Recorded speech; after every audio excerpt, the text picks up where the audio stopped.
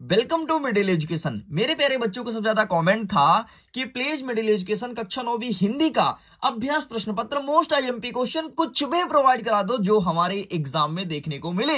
And middle education लेकर के आ चुका है आपके सामने हिंदी का सेट नंबर सेकंड।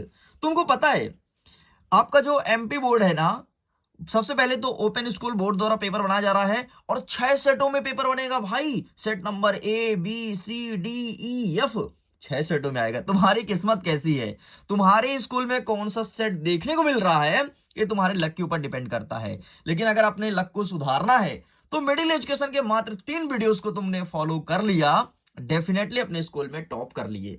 देखो यार, मिडिल एजुकेशन तुमको 3 सेटों में प्रोवाइड कराएगा। मेरे कहने का मतलब ये है कि अभी तक मेरे पास 3 सेट का अभ्यास प्रश्न आ चुका है, सेट ए बी सी। ठीक है, डी के मैं तलाश में हूं। जैसे ही डी मेरे पास बन के आता है मैं तुरंत वो भी प्रोवाइड करा दूंगा। तो ऑलरेडी सेट नंबर ए अपलोड है, अगर आपने नहीं देखा तो प्लीज जाइए जाकर के देखिए। ये आपका सेट नंबर सेकंड होने वाला है। देख लो, हिंदी के प्रश्न पत्र का इंटरफेस कुछ इस प्रकार से रहेगा एंड यहां पर वेरियस प्रकार के इंस्ट्रक्शन मौजूद हैं। लेकिन उसके बाद एक बड़ा वाला इंस्ट्रक्शन जिसे ध्यान से पढ़ना, this is middle education provided mock set to help students experience the exam pattern beforehand. मतलब अगर घर बैठे आप एग्जाम पैटर्न को समझना चाहते हो, इसका फायदा उठाना चाहते हो, तो मिडिल एजुकेशन के 3 वीडियो को जरूर देखिएगा। तो देखो, सेट नंबर ए ऑलरेडी अपलोड है, ये होगा हमारा सेट नंबर बी। तो चलो भाई, फटाफट हम अपने क्वेश्चन पेपर का पेज ओपन करते हैं, श्री गणेशाय नमो नमः करते हैं और सारे क्वेश्चन को बेहतरीन तरीके से अटेंड करते हैं। तो यहां से स्टार्ट होगा हमारा प्रश्न क्रमांक 1। ठीक है, तो केवल और केवल फोकस आपका कहां होना चाहिए, स्क्रीन पे होना चाहिए। उसके लिए मैं थोड़ी जूम करता हूं ताकि तुम्हारा माइंड डाइवर्ट ना हो एंड तुम्हारा नजर प्रॉपर स्क्रीन पर रहे। That's it. तो चलिए, तो फटाफट आप सब रेडी हो गए तो अपने दोस्तों तक भेज दो, उनको बुला लो कि आपको 3 सेटों में प्रिपेयर करना है अगर बोर्ड एग्जाम में टॉप करना है तो। एंड अगर इन 3 सेट को तुमने अच्छे से कर लिया तो डेफिनेटली बहुत अच्छे नंबर आने वाले हैं। बहुत अच्छे मतलब समझ रहे हो, तो और 75 में से 65 नंबर, 60 नंबर इतना देखने को मिलेगा। ठीक, हमारा प्रश्न क्रमांक 1 कह रहा है कि निम्नलिखित प्रश्नों में से सही विकल्प का चयन करना है। हिंदी साहित्य का स्वर्ण युग किसे कहा जाता है?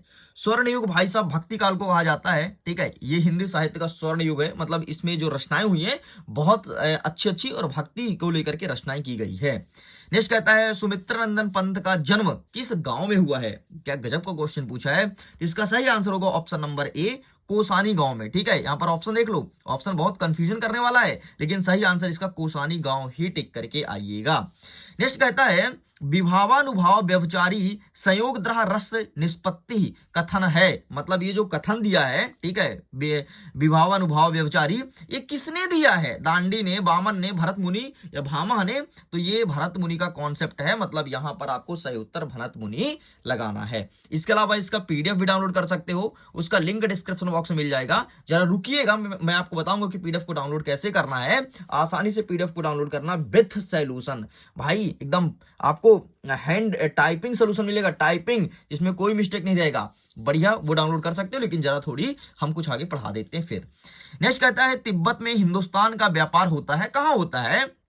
चीन के रास्ते, आगरा के रास्ते या कोंकण के रास्ते या नेपाल के रास्ते? तो इसका सही आंसर लगाओगे, अगर तिब्बत में व्यापार करना है तो आपको नेपाल के रास्ते जाना पड़ेगा, तो ये आपका सही उत्तर हो जाएगा। नेक्स्ट हमारा कह रहा है प्रश्न क्रमांक 5, प्रबल शब्द में उपसर्ग और मूल शब्द है। जो प्रबल शब्द है उसमें उपसर्ग और मूल शब्द क्या है? तो यहां पर आपको लगाना है प्राधन बल, अर्थात ऑप्शन नंबर सेकंड आपका सही उत्तर हो जाएगा। आगे बढ़ते हैं। शंकर शारीरिक रूप से विकृति होने के कारण, ठीक है, होने कारण क्या? ठीक से गा नहीं सकता था, ठीक से सो नहीं सकता था। ठीक है, आगे मैं दिखाता हूं। आगे लिखा है ठीक से रो नहीं सकता था और ठीक से चल नहीं सकता था। तो भाई साहब वो क्या है? शंकर शारीरिक रूप से विकृत है, मतलब उसके शरीर ही विकलांग है, तो डेफिनेटली वो ठीक से चल नहीं पाएगा। ठीक है, क्योंकि शारीरिक रूप से विकलांग है। और ये आपके एक क्वेश्चन जो टफेस्ट वाला होता है ना, जो कि आपके किताब से बाहर से आता है, वो 6वां वाला प्रश्न है। ऐसे नए पैटर्न के जितने क्वेश्चन हैं वो भी मैं अवगत कराते आऊंगा ताकि तुम्हें पता होना चाहिए। आगे बढ़ते हैं। नेक्स्ट हमारा कह रहा है प्रश्न क्रमांक 2, निम्नलिखित रिक्त स्थानों में से सही शब्द का चयन करना है और रिक्त स्थान को भरना है। रिक्त स्थान इस प्रकार से आएगा, एक प्रश्न उसके 3 ऑप्शन देगा। देखो यार, बहुत इजी कर दिया, ऑप्शन दे दिया ना, मतलब अब टिक करना आसान होगा। तो आओ हम टिक करके देखते हैं। एक भारतीय आत्मा को डैश डैश डैश कहा जाता है या भारतीय आत्मा किसे कहते हैं? आप सबको पता है, माखनलाल चतुर्वेदी जी को भारतीय आत्मा कहते हैं। अच्छा ये बताओ, माखनलाल चतुर्वेदी की रचनाएं किस प्रकार से होती थी, मतलब किस प्रकार से वो रचनाएं करते थे? जैसे देशभक्ति करते थे या श्रृंगार रस मतलब प्रेम प्रेमक वर्णन करते थे, किस प्रकार से उनकी रचना थी? कमेंट सेक्शन में लिखिएगा जरूर।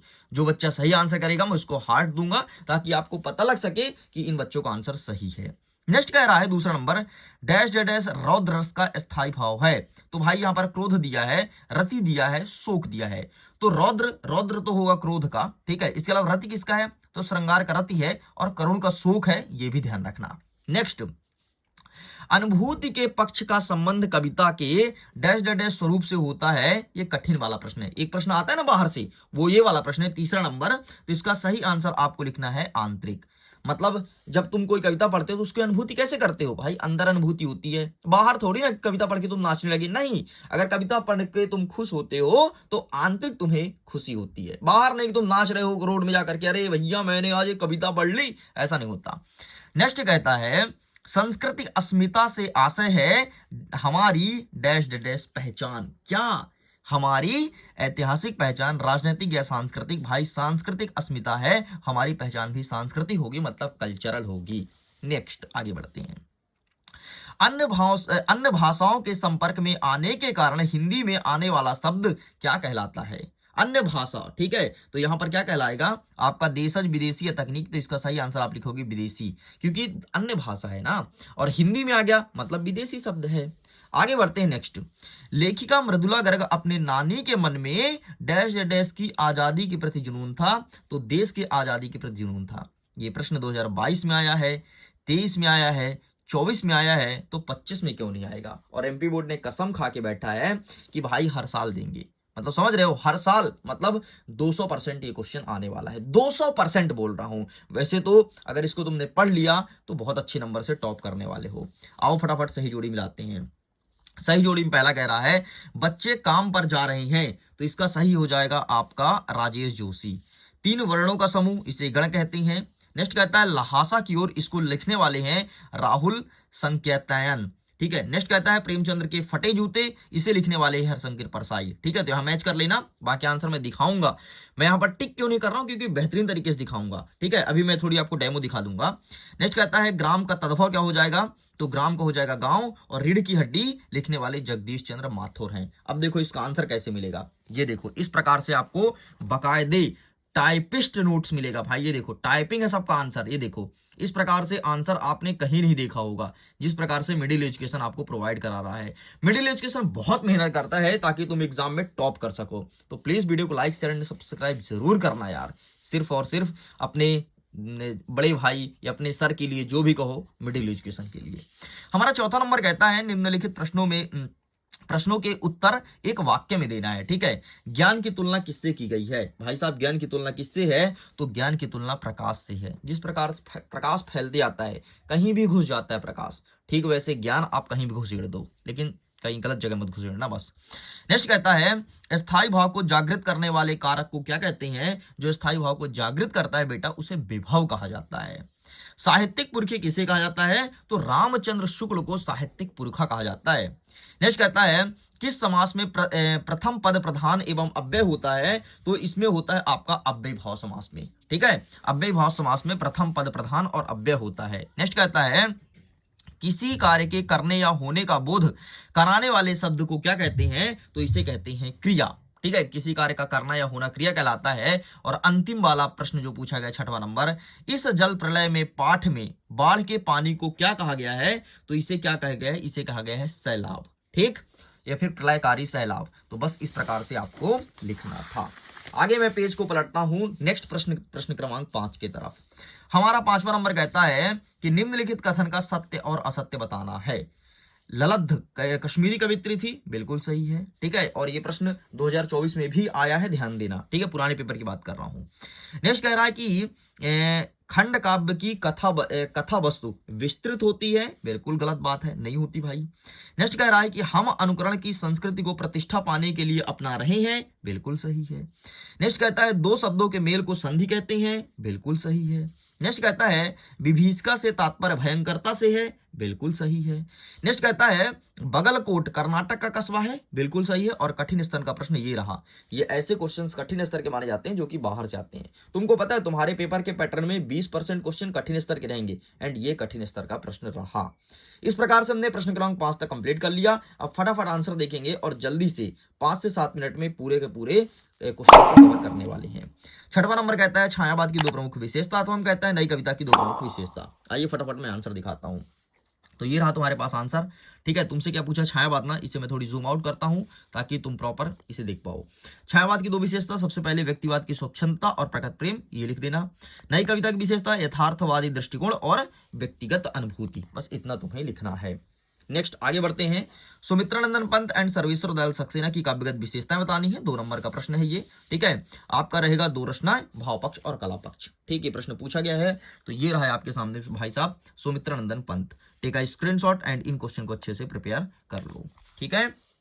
साइड करते हैं। नेक्स्ट कह रहा है प्रश्न क्रमांक 8। 8वां नंबर कह रहा है कि मनुष्य ईश्वर को कहां कहां ढूंढता फिरता है, एंड अथवा कहता है कि कवित्री ललब्ध की घर जाने की चाह से क्या तात्पर्य है। तो ये रहा इसका आंसर, इसका भी फोटो खींच लो, ठीक है। आंसर का फोटो खींच लो, बाकी पीडीएफ को डाउनलोड कर सकते हो, लिंक डिस्क्रिप्शन बॉक्स में दिया गया है, ठीक। बाकी टेलीग्राम पर भेज दूंगा, व्हाट्सएप में भेज दूंगा, सब जगह अवेलेबल है, जाकर के जुड़िए और वहां से डाउनलोड कर लीजिएगा।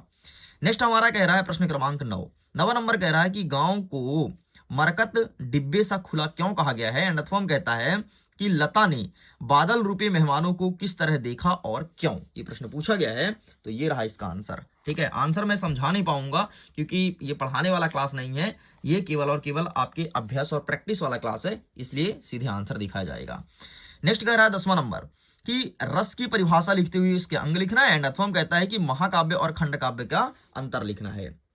तो ये रहा रस की परिभाषा और इसके अंग, ठीक है। रस वह काव्य का भाव है जो पाठक या दर्शक के हृदय में आनंद की अनुभूति प्रदान करता है, एंड ये रहा इसके 4 अंग, ठीक है। विभव, अनुभव और संचारी भाव।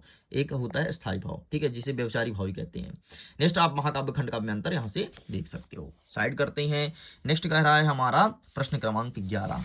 11 नंबर कह रहा है कि सवये छंद की परिभाषा उदाहरण सहित लिखना है, एंड यहाँ पर एक अथवा प्रश्न दिया गया है जो कि इधर है, ठीक है। ये प्रश्न क्या है कि रूपक अलंकार को परिभाषित कीजिए। तो आइए हम देख लेते हैं प्रश्न क्रमांक 11 सवैया और रूपक। तो ये रहा, इसका भी फोटो खींच लो, ठीक। इसे मैं जूम आउट करता हूं ताकि आसानी से आपको विजुअल रहे। चलो भाई साइड करते हैं। नेक्स्ट कह रहा है प्रश्न क्रमांक 12 कि एकांकी विधा की 2 प्रमुख विशेषता बतानी है, 2 नंबर का प्रश्न है, एंड अथवा कहता है कि निबंध लेखन की 2 विशेषता बताइए। आइए मैं दिखाता हूं नेक्स्ट प्रश्न का उत्तर। ये रहा प्रश्न क्रमांक 12 का, टेक अ स्क्रीनशॉट। आगे बढ़ते हैं। नेक्स्ट हमारा प्रश्न क्रमांक 13 कह रहा है कि प्रेमचंद्र और महादेवी वर्मा दोनों को अच्छे से पढ़ लेना, ठीक है। निम्न बिंदु के आधार पर आपको बताना है 2 रचना और बताना है आपको साहित्य में स्थान, ठीक है। दोनों को अच्छे से पढ़ लेना। तो चलिए इसका आंसर देख लेते हैं प्रेमचंद्र और महादेवी वर्मा का, ठीक है। ये रहा, आप इसका भी बाकायदे फोटो क्लिक कर लो। चलो साइड करते हैं। नेक्स्ट हमारा कह रहा प्रश्न क्रमांक 14 2 बैल की कथा में बैलों के माध्यम से कौन सी नीति विषय मूल्य उभर कर आई है, लिखिए। एंड अथवा कहता है आज की उपभोक्तावादी संस्कृति हमारे दैनिक जीवन को किस प्रकार से प्रभावित कर रही है। तो ये रहा, प्लीज आप इसका भी फोटो खींच लो। आगे बढ़ते हैं। नेक्स्ट कह रहा है हमारा प्रश्न क्रमांक 15 कि उस घटना के बारे में लिखिए जिसने सलीम अली को जीवन की दशा को बदल दी। क्योंकि सलीम अली क्या थे, एक बार वो शिकार करने गए थे, ठीक है, और शिकार कर रहे तो गौरैया की मौत हो गई थी गलती से, जबकि गौरैया को मार नहीं रहे थे। तो गौरैया बहुत लड़खड़ाने लगी तो उनको हृदय बहुत परिवर्तन हुआ कि यार मैंने क्यों मार दिया, बहुत अफसोस हुआ, और उसको हॉस्पिटल ले गए और उन्हीं से उनका दिल बदला और पक्षियों के लिए वो काम करने लगे। बहुत बड़ी बात है, ठीक है। अथवा कहता है महादेवी वर्मा उर्दू फारसी ना सीख पाने का कारण क्या था। तो ये रहा आपके सामने, ठीक है। आंसर पूरा का पूरा फोटो खींच लो। आगे बढ़ते हैं। नेक्स्ट कह रहा है प्रश्न क्रमांक 16 नंबर कह रहा है कि निपात शब्द की परिभाषा उदाहरण सहित लिखना है, एंड अथवा कहता है कि समास की परिभाषा एवं प्रकार को बताइए। ये रहा आपके सामने निपात शब्द और ये रहा समास। तो take a screenshot, please student इसका स्क्रीनशॉट ले लो, अच्छे से प्रिपेयर कर लेना। आगे बढ़ते हैं। 17 नंबर कह रहा है कि शिक्षा बच्चों का जन्म सिद्ध अधिकार है, तो इस दिशा में लेखिका मृदुला गर्ग के विचार को लिखिए। ये प्रश्न आपके ना तो परीक्षा बोध में मिलेगा ना तो अध्ययन में मिलेगा, ये नए पैटर्न के क्वेश्चन है, ठीक है, और यही सीबीएसई में ऐसे क्वेश्चन आते हैं। तो ये कठिन स्तर का प्रश्न मिला है हमें, उसे भी कवर करेंगे। अथवा हम कहता है कि रीढ़ की हड्डी एकांकी का उद्देश्य बताना है। तो ये रहा आपके सामने 17 का उत्तर। ठीक है, बाकायदे आपको प्रिंटेड आंसर मिल रहा भाई, ऐसा किसी भी यूट्यूब चैनल में प्रोवाइड नहीं कराया जाता है। इसलिए प्लीज मिडिल एजुकेशन को सब्सक्राइब करिएगा, मित्रों के साथ साझा कीजिएगा और अपने यूट्यूब चैनल को सपोर्ट जरूर कीजिएगा। आगे बढ़ते हैं। 18 नंबर कह रहा है कि काव्यांश का संदर्भ प्रसंग सहित भावार्थ लिखना है। प्रेमी ढूंढत मैं फिराओ। तुम उठा के पेपर देख लेना, वर्ष 2023 का देखना, 24 का देखना, ठीक है, और 25 में तो आएगा ही आएगा। एक तो ये प्रश्न बार बार रिपीट होता है, मतलब 100% आएगा। तो 3 नंबर का फिर से नकल हो गया समझो। ठीक है, अब 3 नंबर के क्वेश्चन स्टार्ट हो गए। और क्यों गाती वाला मिला है, तो आइए मैं इसका आंसर फटाफट दिखा देता हूँ। प्रेमी ढूंढत पहले वाला देख लो। ठीक है, ये रहा प्रेमी ढूंढत, तो इस प्रकार से आपको लिखना है। एंड अथवा में क्यों गाती वाला, अब पूरा मैं यहाँ पर प्रश्न नहीं लिखा हूँ, प्रश्न तो तुम जानते हो ना, उत्तर सीधे मैं छाप दिया हूँ। चलो, बहुत मेहनत लगती है भाई, बहुत मेहनत लगती है आंसर को पहले बनाना फिर टाइप करना, तुमको पता है ना कि मेहनत बहुत लगती है। तो प्लीज यार चैनल को लाइक और सब्सक्राइब जरूर करना। 19 नंबर कहता है निम्नलिखित गद्यांश के संदर्भ प्रसंग सहित व्याख्या कीजिए। तो ये आपका रहा। एंड अथवा क्या कहता है, गांधी जी वाला, तो ये रहा। ठीक, तो आइए हम दिखा देते हैं 19 का उत्तर। ये रहा। अब देखो मैं यहाँ पर पूरा संदर्भ नहीं लिखा हूँ, ठीक है, शॉर्ट में लिख दिया ताकि तुम समझ जाओ कि इसका उत्तर ये रहा, संदर्भ प्रसंग और अर्थ। और ये गांधी जी वाला ये रहा, संदर्भ प्रसंग और अर्थ। बस इतना इतना लिख करके चले आओ, तुम बहुत अच्छे नंबर तुम्हें मिलने वाले हैं।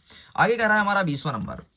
20वां नंबर क्या है कि पानी के महत्व पर एक अनुच्छेद लिखना है। प्रश्न 3 नंबर का है। एंड अथवा कहता है कि वार्षिक परीक्षा की तैयारी के लिए पिताजी से संवाद लिखना है। तो ये रहा है आपके सामने। ठीक है, तो आप इसका भी फोटो खींच लो। ठीक है, चलो ये कंप्लीट होता है यहां तक। संवाद, संवाद मतलब सिंपल सा बातचीत यार, की बातचीत कैसे करोगे। आगे बढ़ते हैं। हमारा 21 नंबर कहता है कि अपठित काव्यांश और गद्यांश को पढ़ना है, प्रश्न का उत्तर देना है। तो इनका भी आंसर मैं दिखाने वाला हूं। ठीक है, एंड अथवा में जो बोला है विद्या अमूल्य अनस्वर है, ये 2022, 23, 24 में पूछा गया है, 3 साल लगातार आया है एंड इस बार भी देखने को मिलेगा। तो ये 4 नंबर का फिर से तुम्हारा नकल हो गया समझो। ठीक है, तो ये कंप्लीट हो गया पूरा पूरा गद्यांश।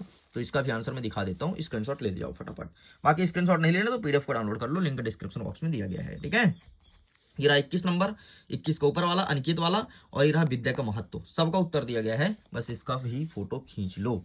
आगे बढ़ते हैं। हमारा 22वां नंबर कहता है कि अपने कक्षा शिक्षक को अर्ध दिवस की अवकाश हेतु आवेदन पत्र बताना है। एंड अथवा कहता है कि वार्षिक परीक्षा की परिणाम, एक सेकंड नहीं दिख रहा है, हाँ ये रहा, कि वार्षिक परीक्षा के परिणाम की जानकारी देते हुए मित्र को पत्र लिखना है। ठीक है, ये प्रश्न पूछा गया है।